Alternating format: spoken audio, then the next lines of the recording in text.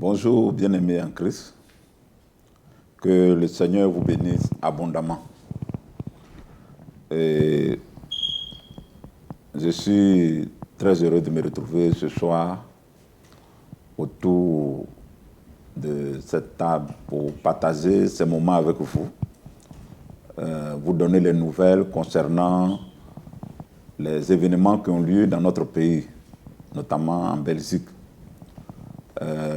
Vous savez les dernières mesures qui ont été arrêtées par les autorités pour freiner la propagation de ce vilain virus qu'on appelle coronavirus. Les mesures sont très bonnes parce que le mal est réel. Lorsqu'on prend l'expérience de ce qui s'est passé en Chine ou encore tout près de nous en Italie, je pense que les mesures qui ont été préconisées sont très bonnes. Et j'encourage chacun d'entre nous à faire l'effort pour respecter ce que les autorités ont dit, parce que cela permettra de freiner vite cette épidémie. Sans oublier que l'arme la plus efficace, c'est la prière.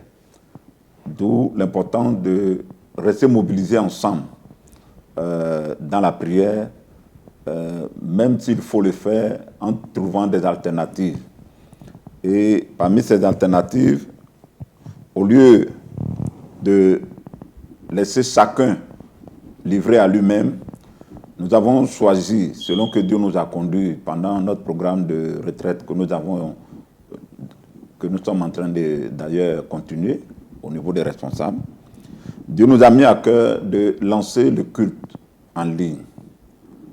C'est notre première expérience et nous comptons sur chacun d'entre vous pour que cela puisse aboutir à la gloire de Dieu. Soyons forts, nous savons qu'avec Dieu, nous allons vaincre. Parce que celui qui est avec nous est plus grand que ce virus. Alors, nous voulons nous adapter à la situation. Donc, comme je l'ai déjà annoncé sur la prière matinale, les différentes rencontres de l'Église n'auront pas lieu. Nous allons les suspendre en respectant le délai qui a été donné par les autorités. Mais en ligne, nous allons prier. À commencer par déjà demain dimanche, de 10h à 12h. Restez en ligne, nous prierons ensemble. Et les mardis, de 18h à 20h, nous serons également ensemble dans la prière. Alors, ces deux rencontres vont se dérouler sous forme de prière familiale. Donc, vous aurez plus de détails auprès de vos responsables et notamment sur notre plateforme de la prière matinale. Ne soyez pas dérangés que les prières se fassent à la maison. Quand nous prenons l'histoire de l'Église primitive, on voit que l'Église primitive est née au travers des prières de maison. Vous pouvez prendre Philémon 1, verset 1 à 2. Il est écrit « Paul, prisonnier de Jésus-Christ, et le frère Timothée à Philémon, notre bien-aimé et notre compagnon d'œuvre, à la sœur Appia, à Archippe, notre compagnon de combat, et à l'église qui est dans ta maison. » L'église qui est dans ta maison. Donc, quand on se retrouve dans les maisons pour prier, est biblique. Ne soyez pas du tout dérangés, ne soyez pas mal à l'aise avec ça. On retourne seulement à une forme de prière qui existait avant, notamment au temps de l'église primitive. Alors, ces rencontres vont se faire en ligne, sous forme de vidéo. Donc, nous sommes en train de faire le test maintenant. Mais aussi sous forme de Skype. Nous avons opté pour les deux, pour combiner sur les deux méthodes, parce que la vidéo permet la transcription des images, mais le Skype permet qu'on puisse communiquer ensemble, qu'ils puissent avoir cet aspect vivant de la communion. Parce que si on enlève la communion à un culte, ce culte perd sa valeur.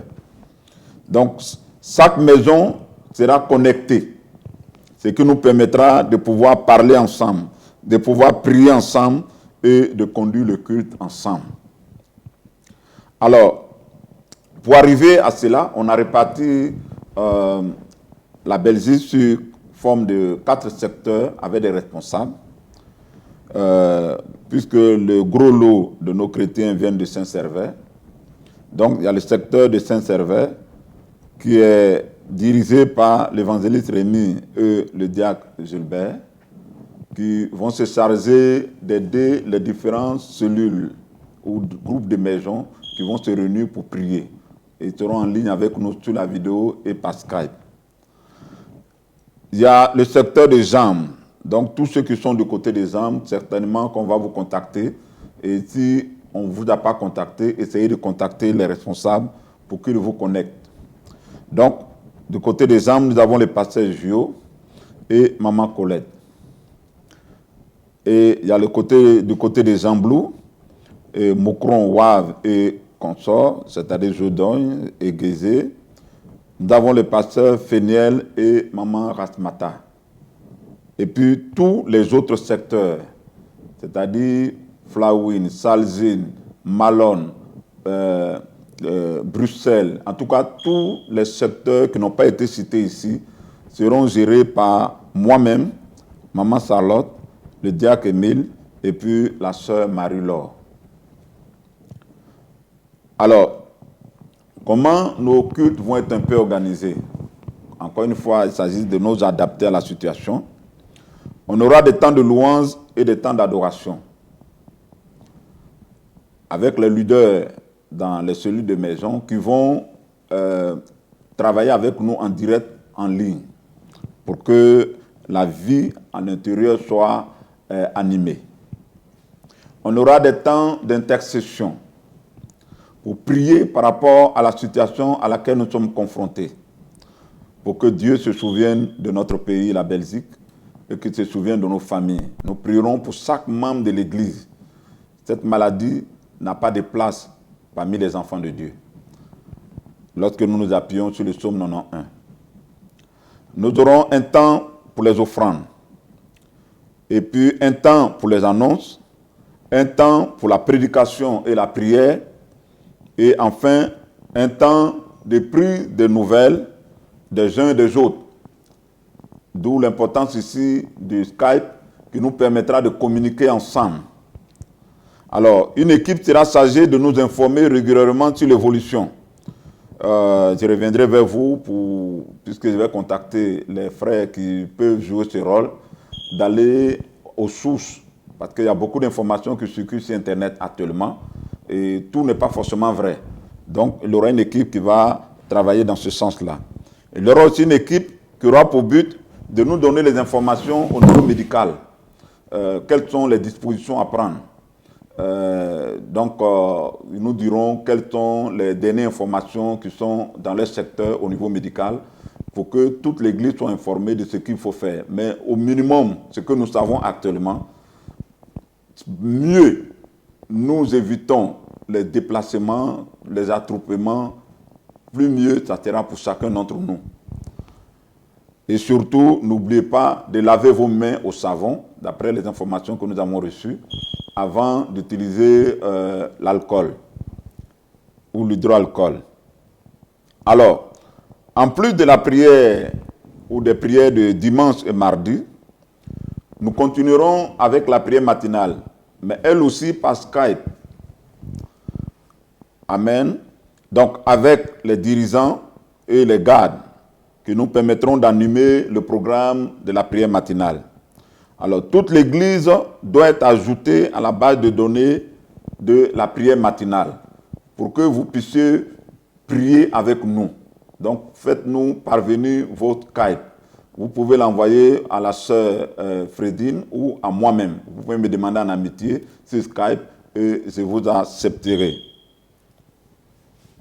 Alors, pour garder la communion fraternelle, nous avons pensé également à mettre en place un système d'animation de prière tous les jours, en dehors de mardi et dimanche.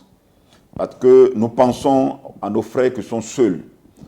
Ceux qui, peut-être, en venant à l'église, retrouvaient des familles, retrouvaient des amis, retrouvaient des connaissances pour oublier un peu les stress, la solitude à laquelle ils étaient confrontés. Aujourd'hui, c'est une réalité. Ne plus venir à l'église, beaucoup peuvent passer par des dépressions. Pour éviter cela, nous avons mis en place un système où nous pouvons communiquer ensemble dans la prière tous les jours, à raison de 30 minutes chaque jour. Donc, ça sera un temps de prière sur Skype ou WhatsApp pour garder le lent. Alors, ce temps de prière va s'appeler temps de prière Ésaïe 41, 10, ne crains rien. Ne crains rien. Donc, ça sera des moments d'intercession, des moments d'adoration, mais aussi des courts messages qui nous parlent de la promesse de Dieu, sa promesse de protection, sa promesse de nous garder dans les situations difficiles, pour que notre foi soit constamment alimentée avec la parole de Dieu.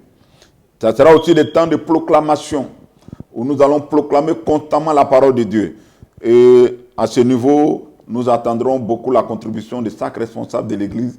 Chacun passera pour apporter sa contribution pour que la flamme de la prière soit maintenue. Alors, au niveau des responsables, tous les jours, nous aurons des prières en ligne pour prier pour les membres de l'Église, de 22h30 à 0h. Donc, par Skype. Donc, si vous n'êtes pas encore sur Skype, mettez-vous à ce niveau et vous pouvez voir la sœur Frédine pour vous ajouter.